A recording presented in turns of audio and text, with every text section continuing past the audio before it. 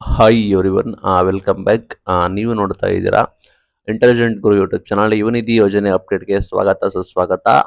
ಈಗ ಅಮೌಂಟ್ ಯಾವಾಗ ಬರುತ್ತೆ ಲೇಟೆಸ್ಟ್ ಅಪ್ಡೇಟ್ ಕೂಡ ಏನೋ ತಿಳಿಸ್ಕೊಡ್ತೀನಿ. ಸೆಲ್ಫ್ ಡಿಕ್ಲರೇಷನ್ ಲೈವ್ ಆಗಿದೆ, ಕಡ್ಡಾಯವಾಗಿ ಯಾರು ಕೂಡ ಮಾಡಿಲ್ಲ ಮಾಡಿ. ಇದು ಬಂದ್ಬಿಟ್ಟು ಮ್ಯಾಂಡೇಟರಿ ಕೂಡ ಆಗಿರುತ್ತೆ ಸೆಲ್ಫ್ ಡಿಕ್ಲರೇಷನ್ ಕೂಡ ಮಾಡೋದು.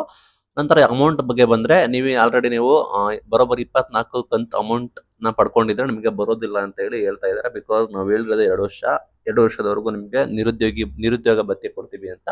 ಆವಾಗ ಸಾಕಷ್ಟು ಜನಕ್ಕೆ ಅಮೌಂಟ್ ಬರ್ತಾ ಇಲ್ಲ. ನೀವು ಒಂದ್ಸಲ ನೀವೇನಾದ್ರು 24 ಕಂತು ಪಡ್ಕೊಂಡ್ರೆ ಒಂದ್ಸಲ ಚೆಕ್ ಮಾಡ್ಕೊಳ್ಳಿ. ಬಟ್ ಕೆಲವರಿಗೆ ಬಂದಿದೆ. ನೀವು ಸೆಲ್ಫ್ ಡಿಕ್ಲರೇಷನ್ ಕೂಡ ಮಾಡಿ.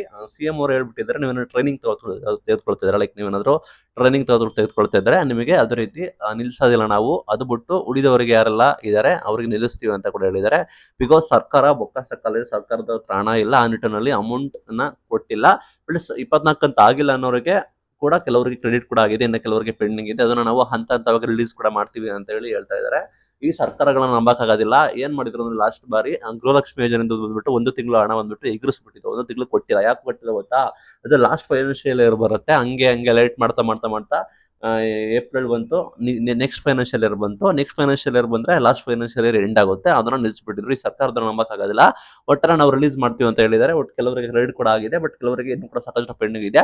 ಅಲ್ಲಿದ್ದ ಮಾಹಿತಿ ಪ್ರಕಾರ, ಲೇಟೆಸ್ಟ್ ಅಪ್ಡೇಟ್ ಪ್ರಕಾರ ನಿಮಗೆ 24 ಕಂತು ಮಾತ್ರ ಕೊಡ್ತೀವಿ ಅಂತ ಹೇಳಿದ್ರೆ ನಮ್ಮ ಸ್ಟೇಟಸ್ ಅನ್ನು ಚೆಕ್ ಮಾಡಿ ಸೆಲ್ಫ್ ಡಿಕ್ಲರೇಷನ್ ಕಡ್ಡಾಯವಾಗಿ ಮಾಡಿ. ನಾವು ಪರ್ಫೆಕ್ಟ್ ಆಗಿರೋಣ, ಅವ್ರು ಕೊಡ್ತಾರೋ ಬಿಡ್ತಾರೋ ಸೆಕೆಂಡ್ರಿ. ನೀವು ಸೆಲ್ಫ್ ಡಿಕ್ಲರೇಷನ್ ಎಲ್ಲ ಮಾಡಿ ನೀವು ಕಡ್ಡಾಯವಾಗಿ ಪರ್ಫೆಕ್ಟ್ ಆಗಿರಿ ಹೇಳಕ್ ಇಷ್ಟಪಡ್ತೀನಿ. ಇದು ಇವತ್ತಿನ ವಿಡಿಯೋ. Thank you.